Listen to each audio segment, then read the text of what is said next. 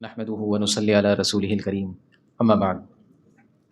محترم حاضرین، بزرگ دوستو اور میرے عزیز ساتھیوں، آج ہم نے تراویح میں 28واں پارہ مکمل سنا ہے، جس میں ہم نے سب سے پہلے سورۃ المجادلہ سنی ہے۔ مجادلہ کا کیا معنی ہے؟ مجادلہ کا ایک معنی ہے بحث کرنا آپس میں، ایسی بحث کہ جھگڑے کسی شکل بن جائے۔ اس سورت کا شان نزول اس طرح ہے کہ حضرت خولہ رضی اللہ عنہ ایک بہت بلند مقام صحابیہ ہے۔ ان کے شوہر نے ایک مرتبہ ان سے کہا، انت علیہ کظہر امی، تو مجھ پر میری ماں کی پیٹھ کی طرح ہے۔ یہ جملہ عربوں کے اندر جیسے طلاق دیا جاتا ہے ویسے مشروع تھا، یعنی جملہ کہنے کے بعد بیوی حرام ہو جاتی تھی۔ لہٰذا حضرت خولہ اللہ کے نبی صلی اللہ علیہ وسلم کے پاس آئی اور کہنے لگی کہ میں بوڑھی ہوں اور میرے بچے ہیں، اور اس عمر کے اندر میرے شوہر نے مجھ سے یہ کہا ہے، تو اس میں آپ میری رہبری فرمائیے، کچھ راستہ نکالیے۔ اللہ کے نبی صلی اللہ علیہ وسلم نے ان سے ارشاد فرمایا کہ اس بارے میں ابھی تک مجھ پر اللہ کی طرف سے کوئی حکم نہیں آیا ہے۔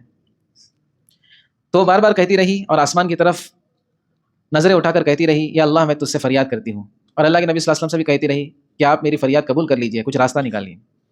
اب اللہ رب العزت کو ان کی ادا اتنی پسند آئی کہ اللہ رب العزت نے چند آیتوں کا نزول فرمایا سورۃ مجادلہ کی، جس میں اس کے احکامات کو بتایا گیا۔ اس کو زہار کہتے ہیں، یہ جو جیسے طلاق کو طلاق کہتے ہیں ویسے اس عمل کو زہار کہتے ہیں۔ تو اللہ رب العزت نے اس کا کفارہ بتایا۔ اللہ کے نبی صلی اللہ علیہ وسلم اور وہ خاتون ایک جگہ پر جو گفتگو کر رہی تھی اللہ کے نبی صلی اللہ علیہ وسلم سے، وہ عرش پر اللہ رب العزت نے سنا ہے۔ چنانچہ اللہ رب العزت نے اس کا کفارہ بتایا کہ اگر کوئی شخص اپنی بیوی کے ساتھ اس طرح کرے تو اس کے لیے اپنی بیوی کے پاس آنا جائز نہیں ہے جب تک کہ اس کا کفارہ ادا نہ کر لیں۔ اس کے کفارے کو اللہ رب العزت نے یہاں پہ بتلایا ہے۔ اسی طرح اللہ رب العزت نے سورت کے اندر ایک بہت اہم چیز سے منع فرمایا ہے کہ آپس میں منافقین جو ہوا کرتے تھے، یہ آپس میں مسلمانوں کے خلاف سازشیں کرتے تھے، مشورہ کرتے تھے، اور اس طرح سے میٹنگ جماتے تھے کہ اس سے صاف صحابہ کرام کو لگتا تھا کہ ہمارے خلاف یہ کچھ چل رہا ہے۔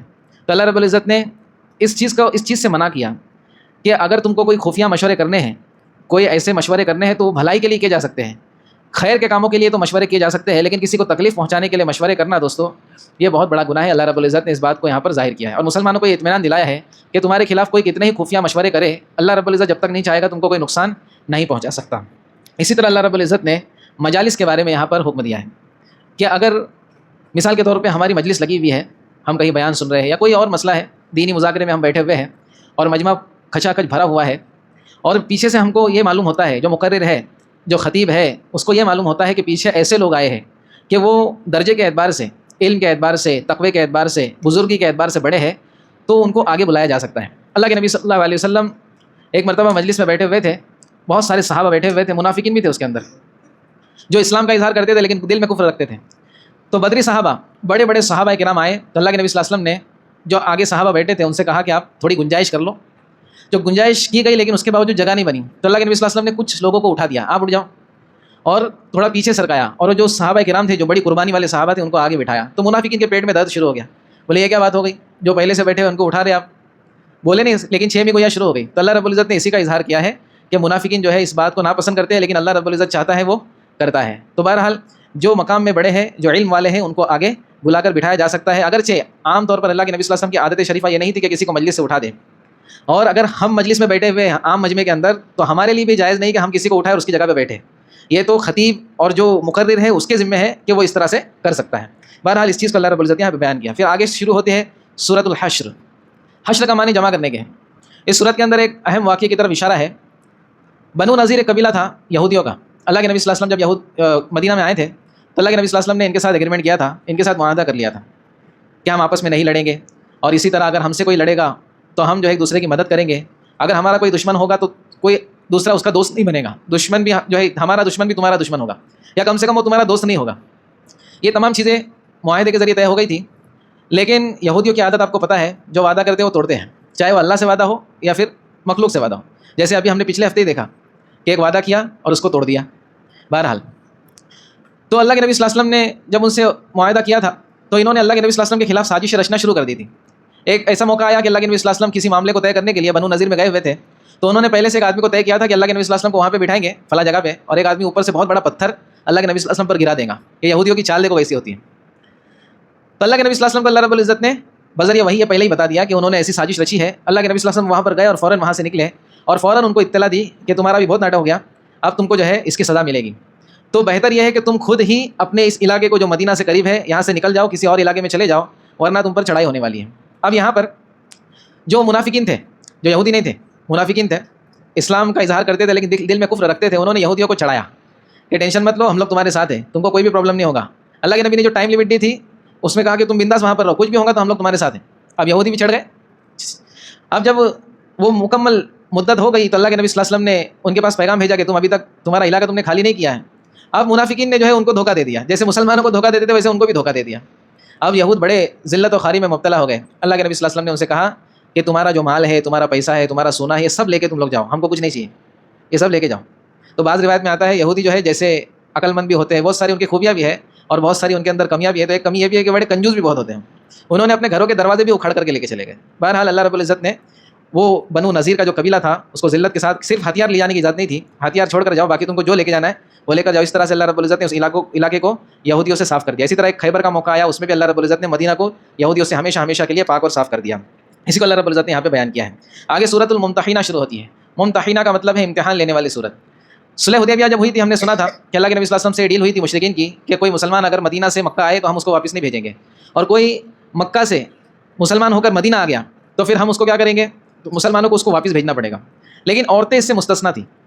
عورتوں کے ساتھ یہ نہیں تھا. اللہ کے نبی صلی اللہ علیہ وسلم نے ڈیل میں طے کیا تھا کہ عورت کوئی مکہ سے مدینہ آئیں گی تو ہم اس کو واپس نہیں بھیجیں گے. تو یہاں پر اللہ رب العزت اسی کو بتلا رہا ہے کہ اگر کوئی عورت, ایسا بھی ہو سکتا ہے مکہ والے کسی عورت کو تیار کر کے آپ کے پاس بھیجے تاکہ وہ عورت ادھر رہ کے جاسوسی کرے, تو اللہ کے نبی صلی اللہ علیہ وسلم کو امتحان لینے کو کہا گیا ہے. اسی کے لیے اس صورت کا نام ممتحنہ ہے, امتحان لینے والی.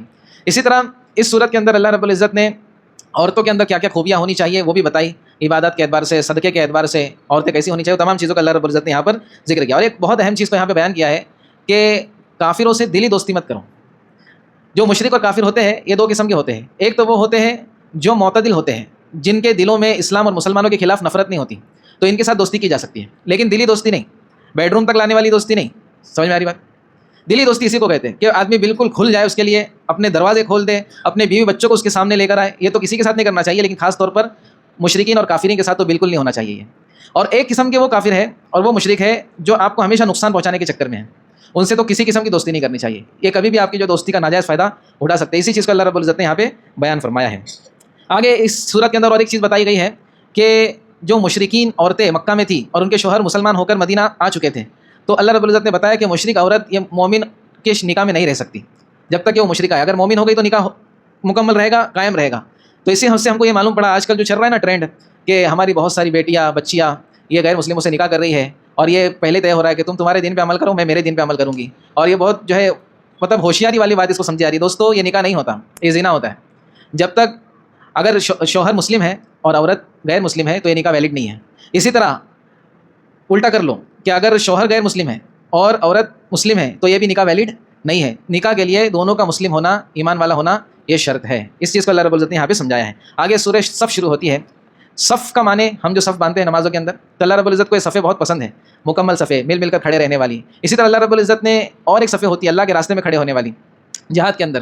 تو اللہ رب العزت نے تعریف فرمائی کہ ایمان والوں کی جو صفیں ہوتی ہے ایسی ہوتی ہے جیسی مضبوط دیوار ہوتی ہے, سیسا پگھلائی ہوئی دیوار ہوتی ہے. اس صورت کے اندر اللہ رب العزت نے حضرت موسیٰ اور حضرت عیسیٰ علیہ السلام کا ذکر کیا ہے کہ حضرت موسیٰ علیہ السلام نے جو بنی اسرائیل کو دعوت دی تھی اس میں بھی جو ہے اللہ کے نبی صلی اللہ علیہ وسلم کی دعوت ہی تھی, توحید والی, رسالت والی.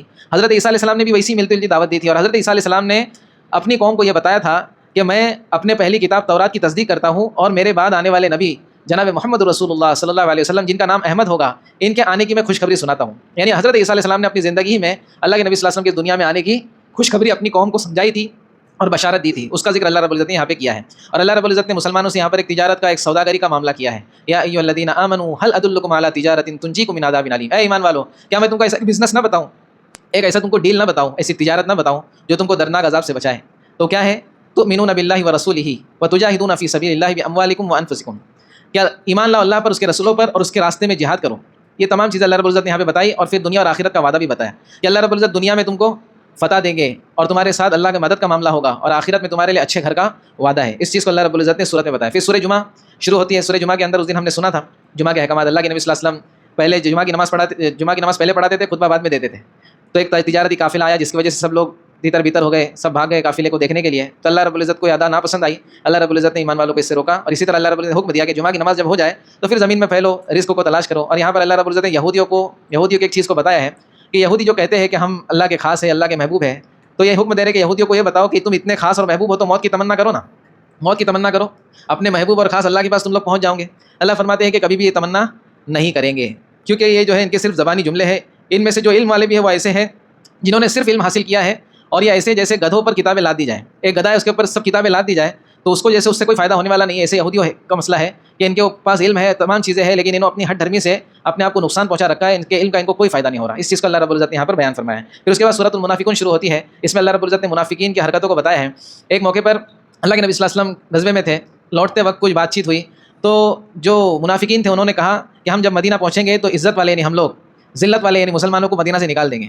تو یہاں پر اللہ رب فرما رہا ہے وللہ عزت ولی رسولہ وللمؤمنین, عزت تو اصل اللہ کے لیے ہے, اس کے رسول کے لیے اور مومنین کے لیے ہے. لیکن یہ منافقین کو بات سمجھ میں نہیں آئے گی. یہ دنیاوی عزتوں کو عزت سمجھتے ہیں کہ ہم کو لوگ سلام کر رہے ہیں مطلب ہم بہت بڑے.